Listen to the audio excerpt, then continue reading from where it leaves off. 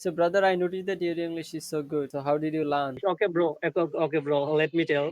Actually, I'm not very good at English. Even I don't have any course on English language. Mhm. I'm learning with myself. Sometimes I watch motivational English speech on YouTube. Mhm. Actually, I follow Jack Ma's speech. Do you know Jack Ma, the founder of Alibaba? Yeah, when I start learning English, so that time I Yeah, watch, I listen a I lot of Jack Ma's speech. I listen his speech on YouTube.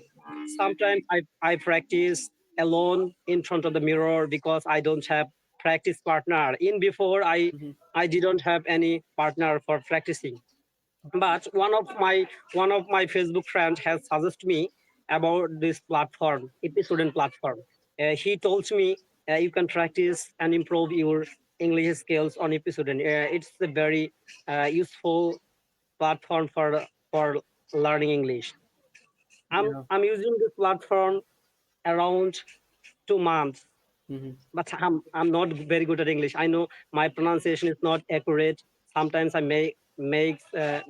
make mistake on grammatical points. Hmm. You know, we are not native English speaking countries people, so we have make mistakes. It's natural and